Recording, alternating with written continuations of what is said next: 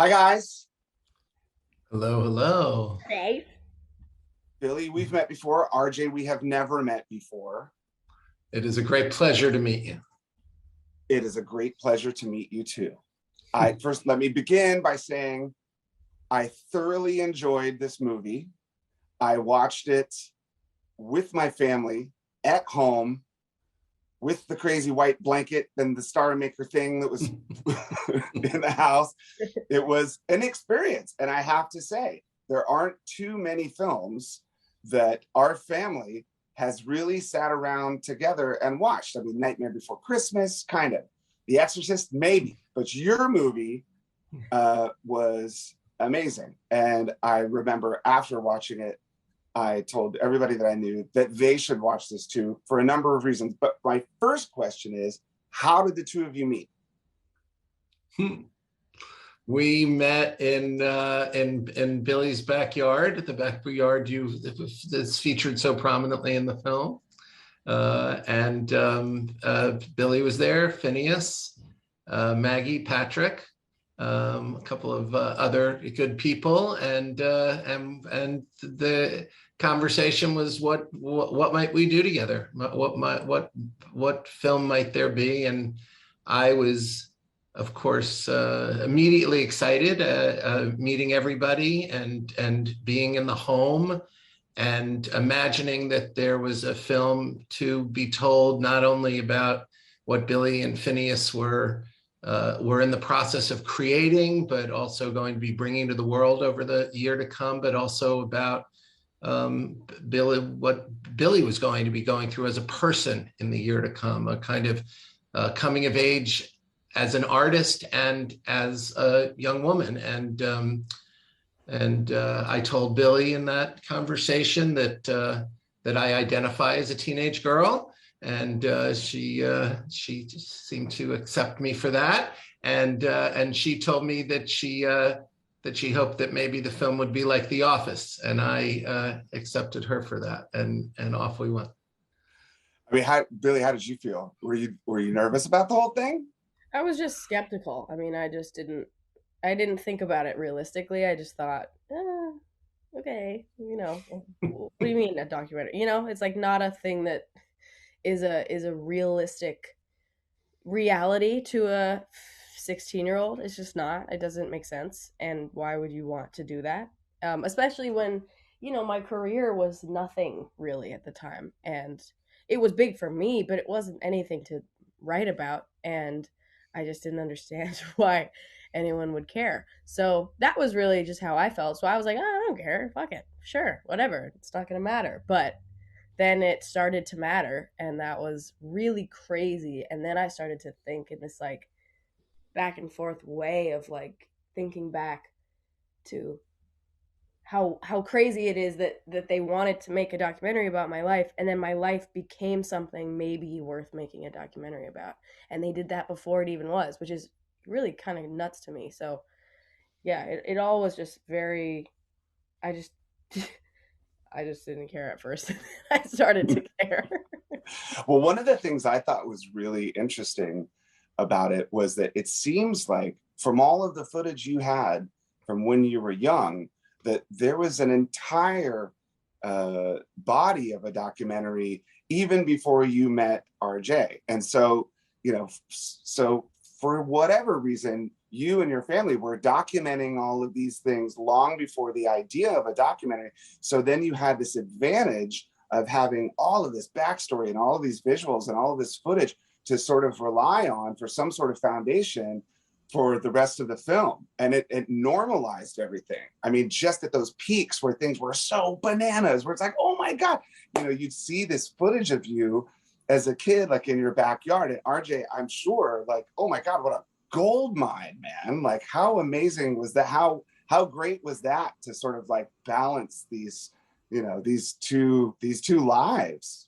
Well, look, we live in an amazing moment where people's lives can be documented throughout their lives, and in Billy's case, there was indeed all of this footage, all of this amazing footage of her as a little girl, but also we had our secret weapon, which was Maggie, Billie's mom, and her iPhone that were there all the time. So even when we weren't there for key moments, there was Maggie shooting, and there ended up being about maybe 200-300 hours of footage that was family created. That everybody. The most important thing was that Maggie and Billie and everybody trusted us with that footage and trusted us to see it all, because that was such a gift. That was the greatest gift of all. They would give us hard drives, and then we would look through it and see these incredible things, really key moments.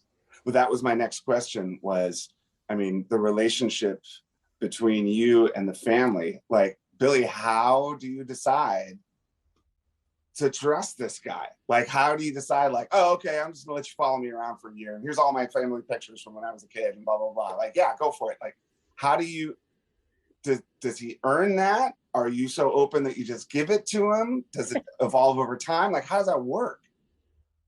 Well, it really all started with the meeting in the yard. And it really just was that I liked him, and I felt like he actually believed in whatever this was. And if yeah, I am a really open person, and I'm pretty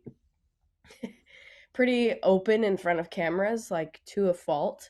But I'm not just randomly to anybody. It has to be somebody that I feel is genuine and gives me a feeling of trust. And with RJ, he just made me feel like seen and heard, and I felt like he cared, and it wasn't just kind of a surface level, like, you're a young star and you're gonna, it was very much like, this is really interesting, and I think that there's something here. And what I really did like and appreciated was, like I said before, I wasn't, my life and career wasn't much wasn't much there.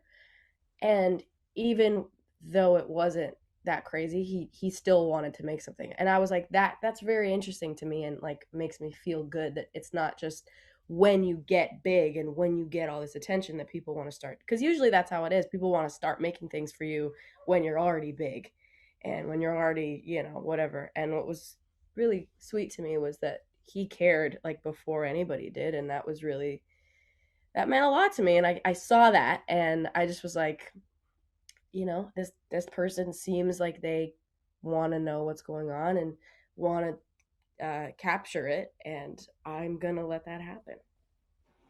Well, it's funny, RJ, I feel like you're both artists, and you're both storytellers, and you're both sort of attuned to that sort of emotional, creative life.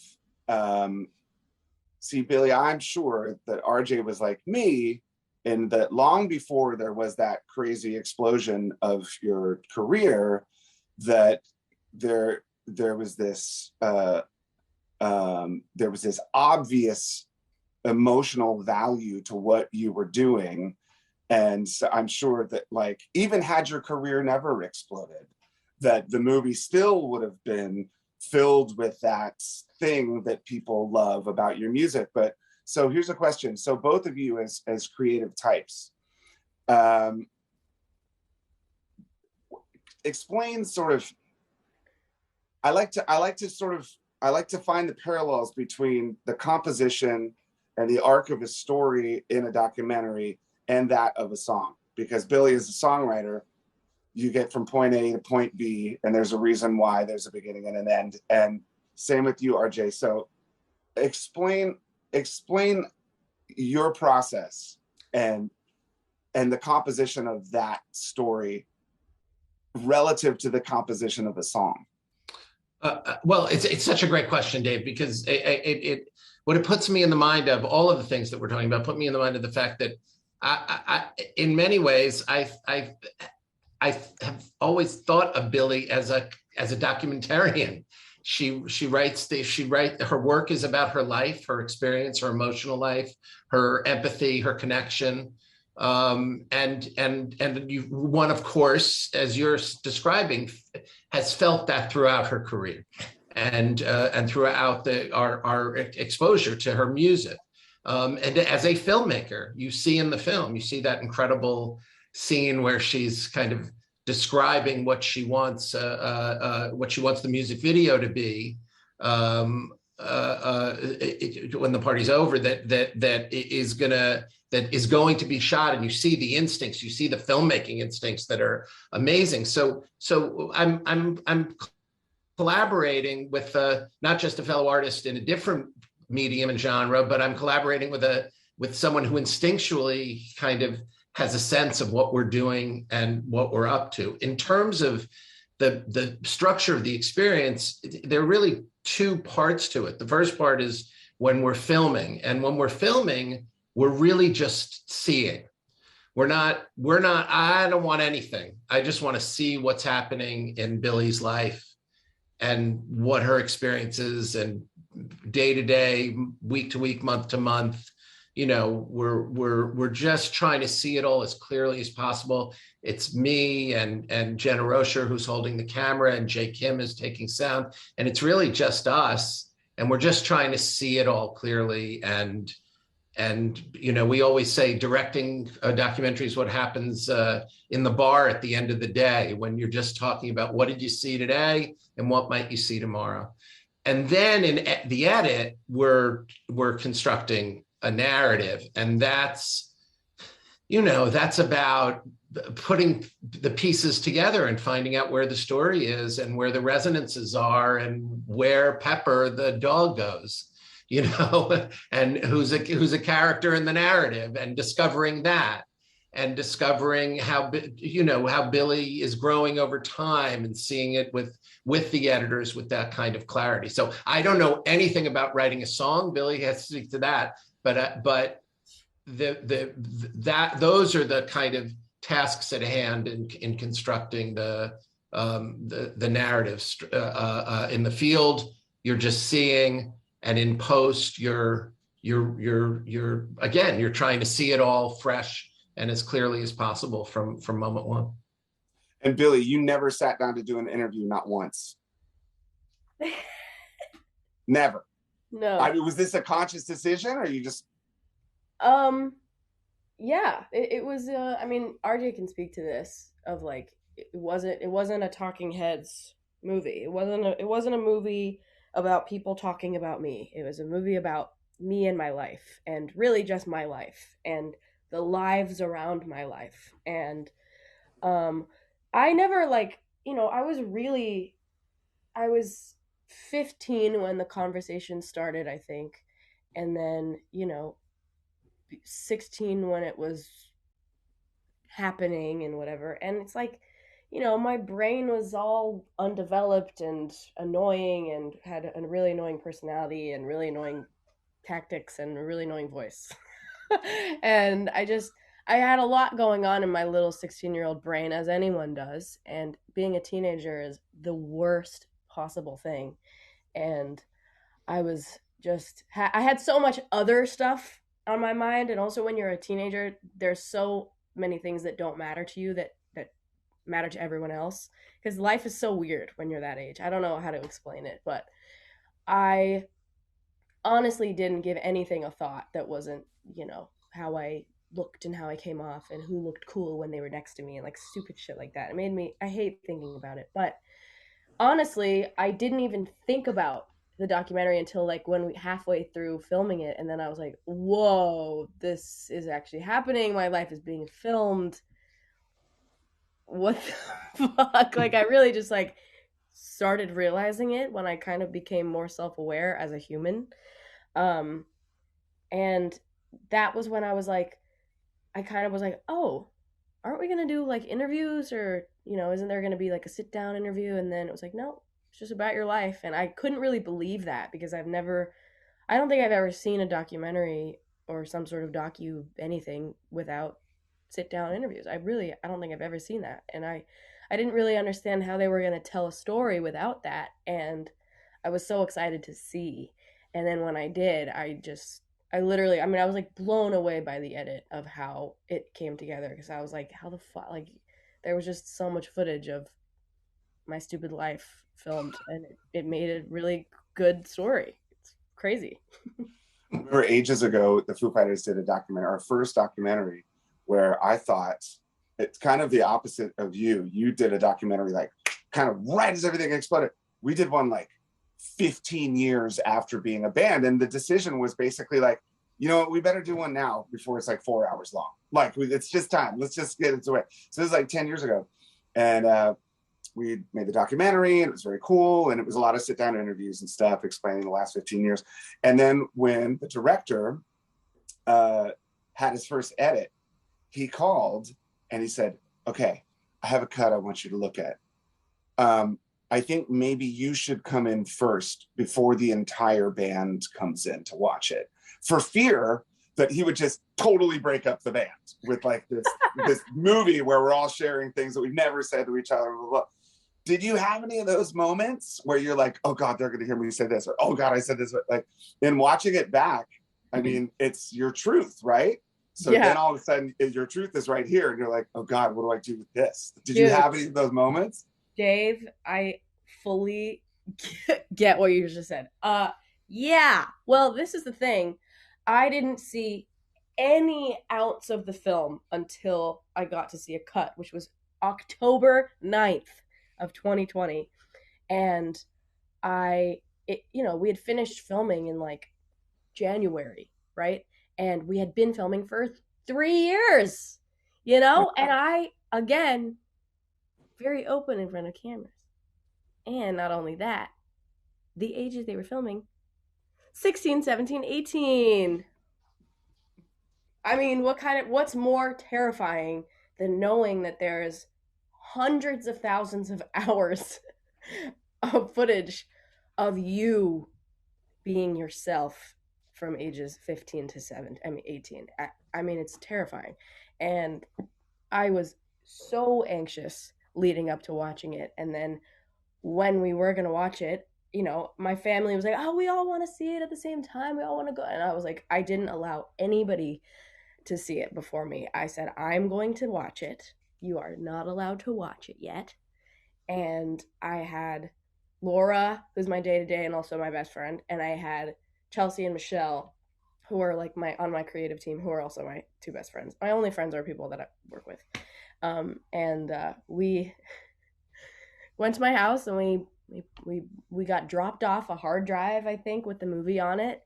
And we turned it on, and it was like 3 hours long, and we were terrified, and we paused it. We had to pause it like 30 times throughout the movie just to like decompress and just like take a breath and be like, what the fuck are we gonna do? That's in the movie. What am I gonna do? How am I gonna deal with that? And because there's a lot of stuff of me talking about people that I didn't necessarily want them to know about or hear that I said that or how I felt. And I just really had to like step back and look at it from like a third perspective of like, you know what, I'm not going to look at this personally and, oh my God, how is that person going to feel? I'm going to look at it from a movie standpoint and what's going to be,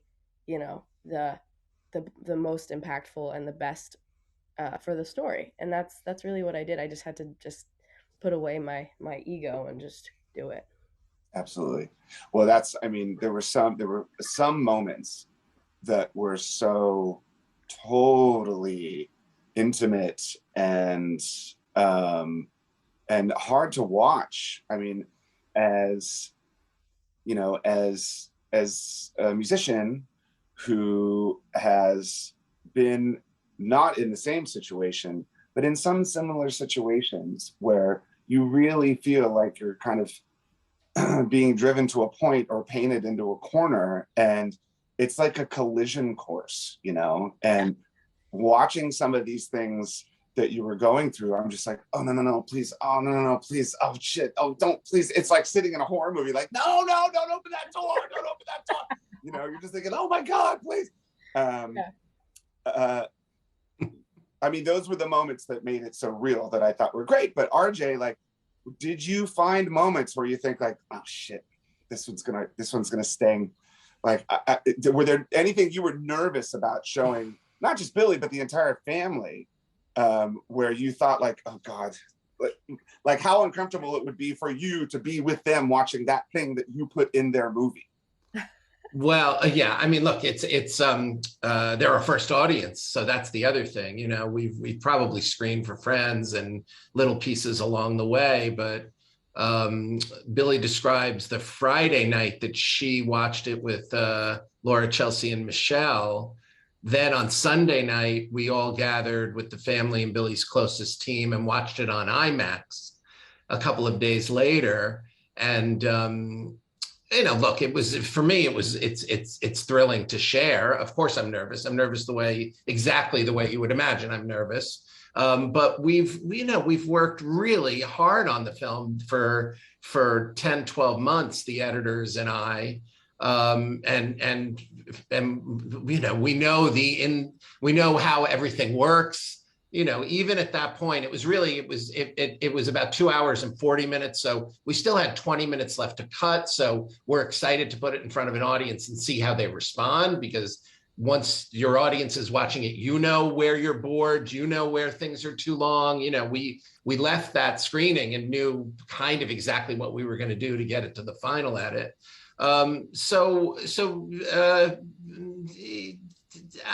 don't want to say that there were things in there where I was like, oh my God, I can't. Everybody knew what they went through, you know, and they knew footage that they had given us as well. So you know, we were excited. We were excited to share it, and we were very gratified. I mean, it was a very loving audience to share that movie with. Billie came in offering to get cars for the editors, so I knew we were in good shape at that moment. That was cause for optimism. Okay, speaking of cars, now this to me, not because of the car, but because of what it represented in the film. As I was watching, I was so delighted that you were setting up this thread or this line in the movie, that car and you getting your driver's license represented some sort of freedom or liberation for you to find. I might be wrong. This is what I got from it.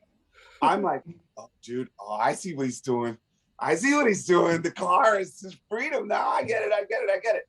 But the other thing that was so beautiful about that thread that went throughout the movie was that it really did remind everyone that, Billie, you just fucking can't get your driver's license. Like, you know, you go back and forth from Grammys to the blah, blah, blah, blah, blah, blah, the stadium and the blah, blah, blah.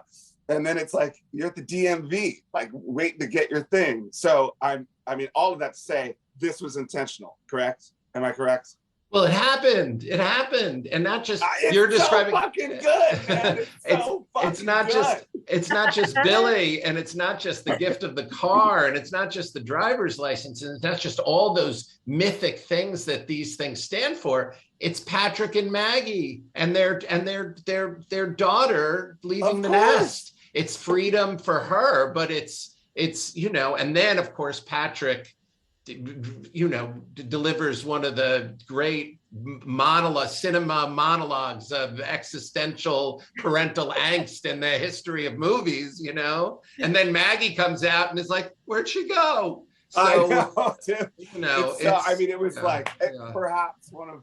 I mean, it beats Usual Suspects in like the best ending of a movie ever. It's just kind of like, whoa, off into the sunset. You're like, yes. Oh God, it's so good. Okay, another thing that I have to say, because I mean, I really, really, really did love this movie so much, and you know, like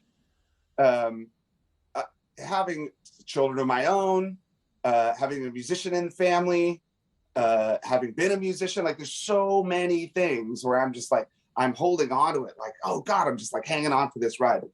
Okay, here's a question. On those days where you felt like shit, and your body hurt, and blah, blah, blah.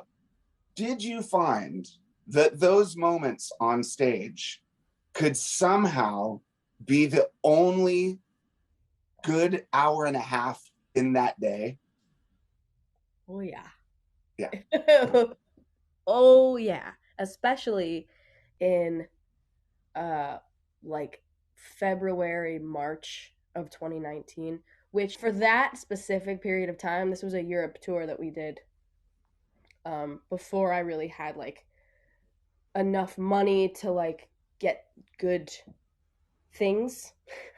Like, does that make sense? Like, I didn't have enough to be comfortable on tour yet, but I was already too famous that I couldn't really do anything or go anywhere or whatever.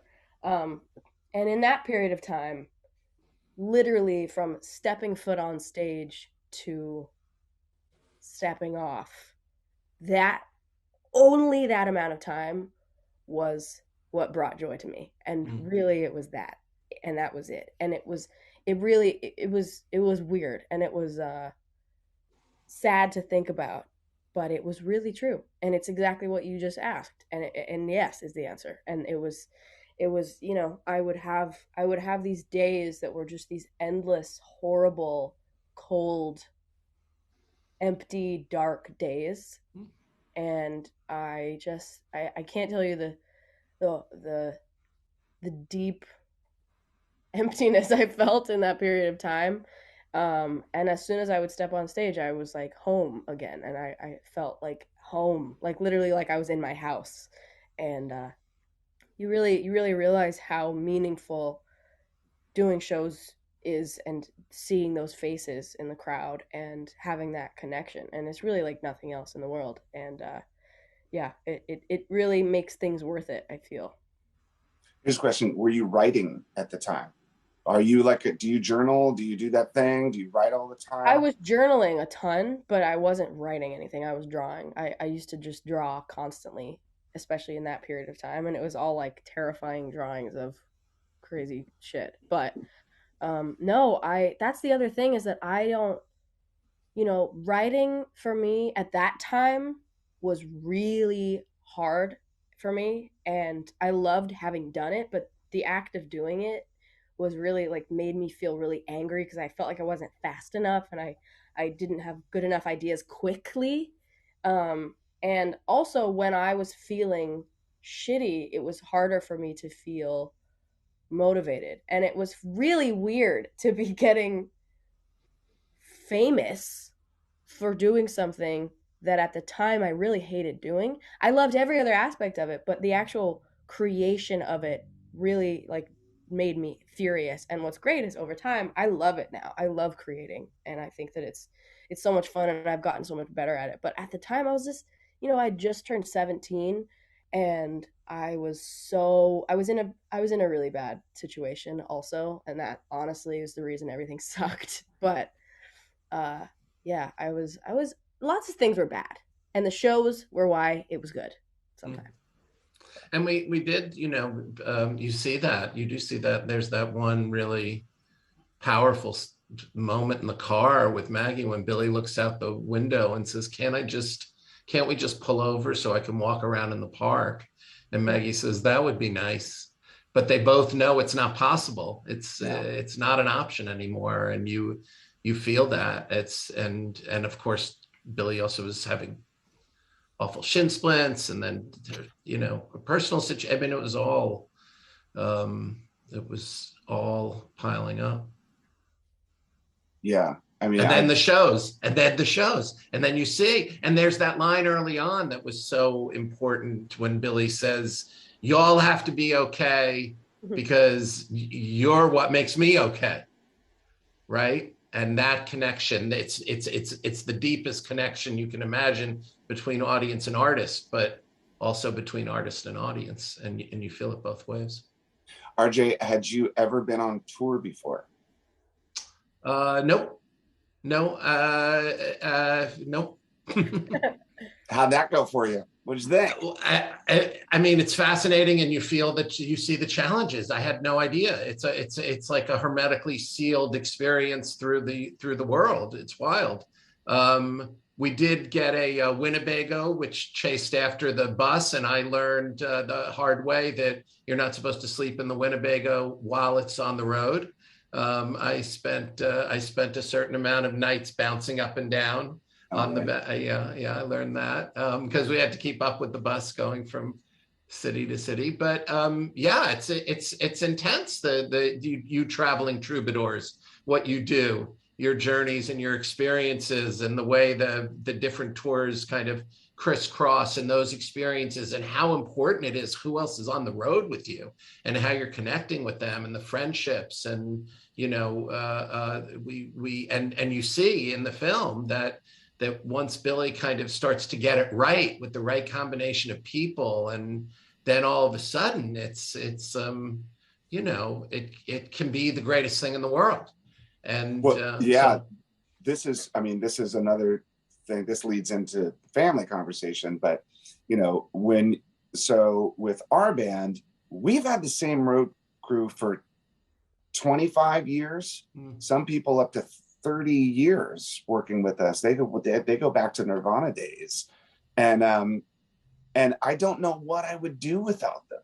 I don't know if I could do that without them, because when I walk out on stage, I'm not just walking out there for myself, and they're not just setting up my guitar or doing my monitors because they're getting paid to. We're kind of all doing this for each other. We make sure that we stay on the road because we've got 30, 35 people that rely on us just as we rely on them in this way. But yes, there is some sort of like comfort or safety in wandering all over the world. Who fucking knows what's going to happen tomorrow, with people that is not it's like a love circus. It's like everybody like loves each other. There's a lot of love there. But even beyond that, to have your entire family with you everywhere you go. I can imagine that maybe it's a double-edged sword, maybe it's not, but it comes through in the movie. It's pretty clear that they're responsible for a lot of the love and care and support and concern in the movie. So Billy, like traveling around, anytime I've ever come to see you play, it's like, your band's amazing. I think you guys are great or whatever. I like to watch your dad. Mm-hmm. I like to see what's up with your dad. Okay. Because I feel like he's so chill, but at the same time, like, I'm not fucking with that dude. You know what I mean? Like, his daughter's on stage. It's like, that dude is more than any tour manager, production manager, anything more. Like, I just imagine him on the side of the stage, like, that's my fucking daughter. Yeah. My dad is it's so true. He's so,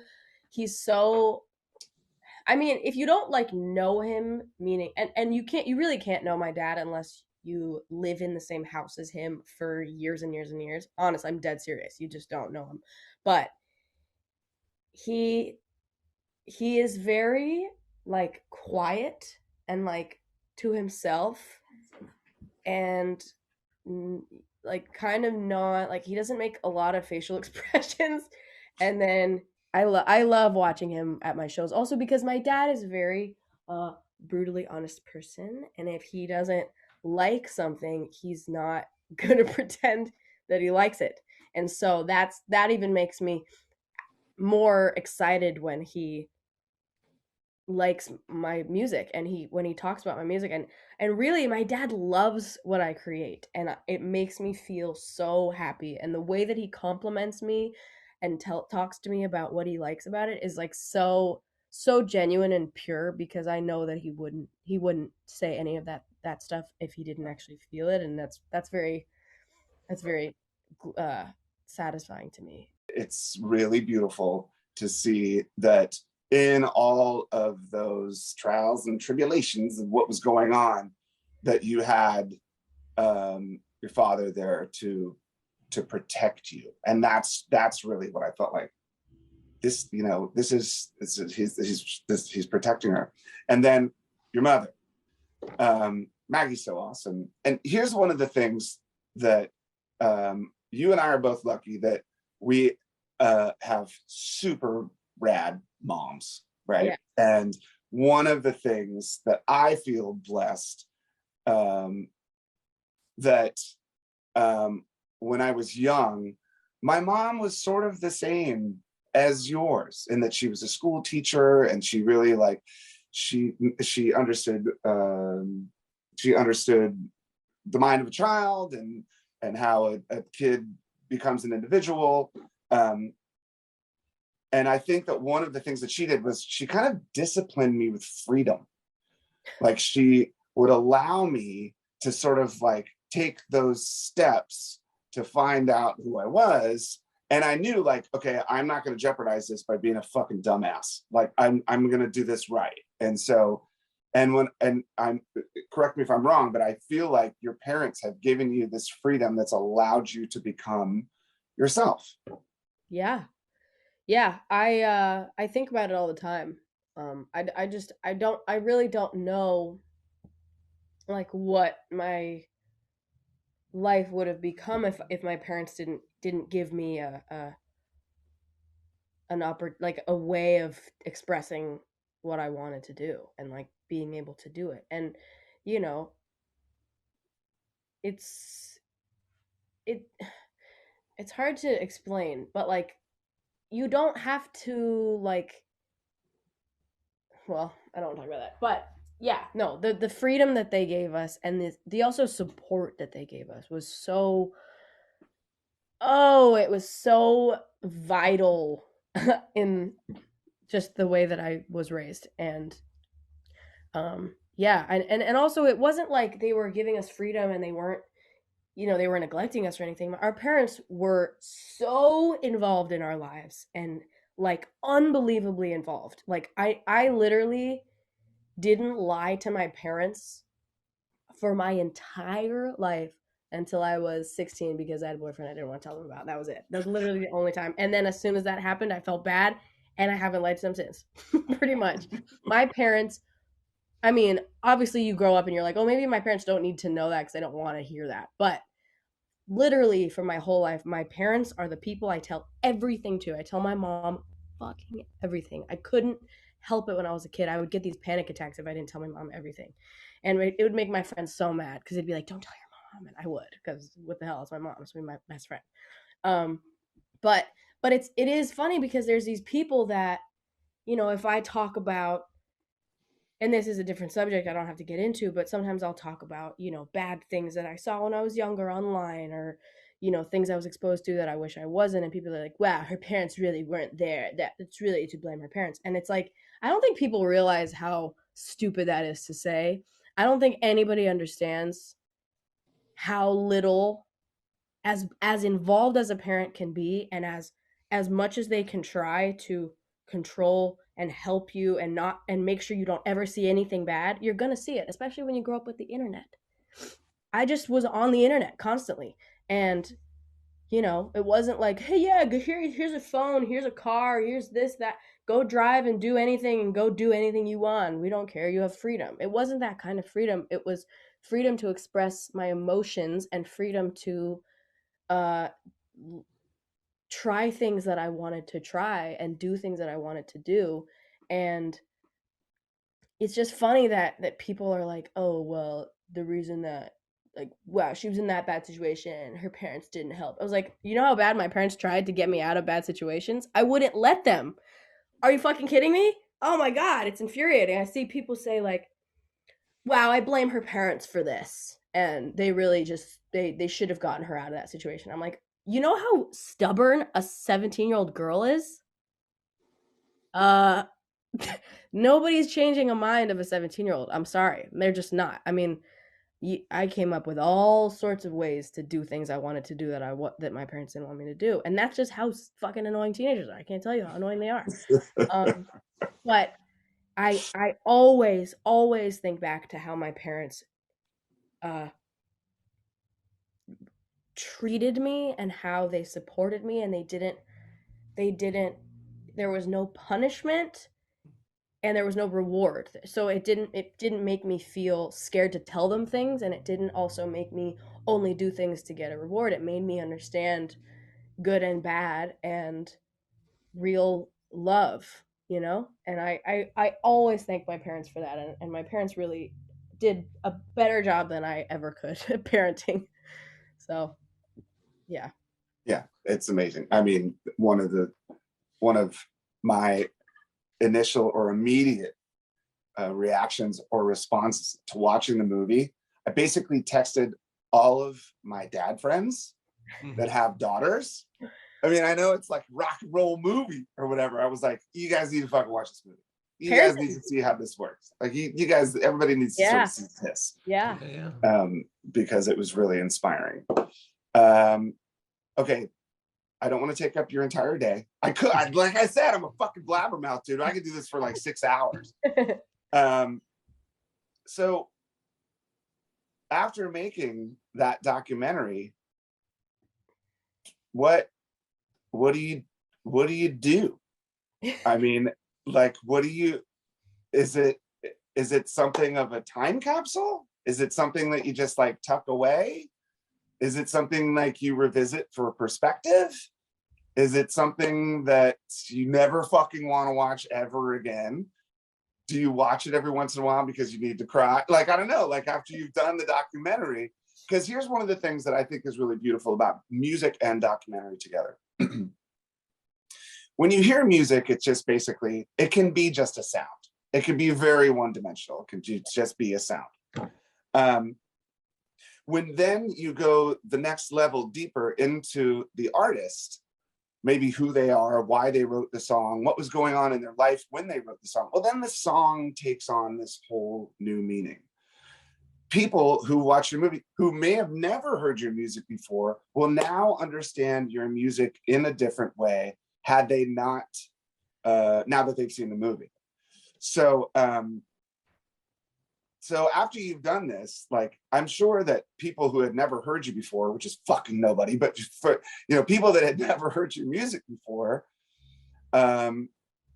see you in like maybe a different light. But after you do this, now the world knows fucking everything about you. What do? Where do you go from there? Musically, and as a filmmaker, RJ, like, then what? Then, I mean, what a fucking gigantic success. Like, I don't know. Where do you guys go from here? Well, I'll start, Billy. It's a different, of course, it's a different experience for the filmmaker and for Billy. And we're so gratified with the response, and that's an amazing, exciting thing. The film kind of becomes a time capsule. You're right. I've made it a number of these films, so I've had this experience, and it's incredibly rich because we'll look at this. We make the film to some degree from the perspective of 10, 20 years down the road. We think about that. I think that we will look back at it. I think we will have a point of view. I think the film itself will become a dialogue between when we filmed it and when you look at it down the road. Whatever happens with Billie's life, with her work, with her experience, there's always going to be a reflection back. I was very touched recently. We didn't get to film this because of COVID, not film this. We didn't get to screen this movie at different film festivals and things like that, like you normally do. But recently we had a screening, and Billie and Maggie and Patrick and I did a panel, and it was great. And afterwards, Maggie said to me, I'm already so gratified that the film exists, because it's about a time in our life that doesn't exist anymore. And it's only a year. And that time, because everything's changed. So much has changed. The same people, the same home, but so much has changed. And that's that's part of the richness of these films, especially these cinema verite films. If you go back and look at the War Room now, it's like, it's a different world, it's a different land, it's a different America. If you look at this film, I think in time, you'll see, as I say, you'll see a dialogue between that moment and this moment. So that's part of what's gratifying to me about making them. What about you, Billy? Yeah, what about you, Billy? Well, honestly, I kind of, I do and I don't, but I kind of wish that every moment of my life was filmed and made into a documentary every 3 years, because I have always loved home movies so much, and since I was a kid, since I even knew what home movies were, uh, and this is why my parents filmed my entire childhood because they wanted to have the memory, and we put it all on DVDs, and we have a big, huge, thick folder of DVDs filled with my childhood, and I used to watch it like a show, like when I was a kid.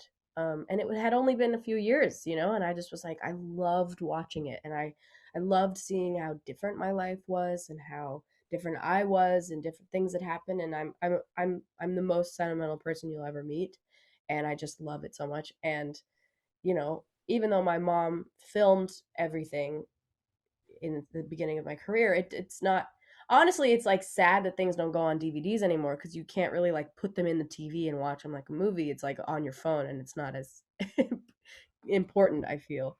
But having my life actually filmed and then sitting down to watch it in a way that I didn't edit myself and like seeing it in this kind of other perspective was so amazing and beautiful, and I loved it so much that I and you forget your life. You really just forget shit that happens in your life, and it's so weird and sad. And you know I just watched this movie called Come On, Come On, which is Joaquin Phoenix's movie, and I there's this scene where he's talking to this kid, and the kid is just this like perfect kid in this movie, like such a perfect, uh so good. And Joaquin is like, you're gonna forget this. You're just gonna forget this, like every kid does. And the kid is like, no, I'm not.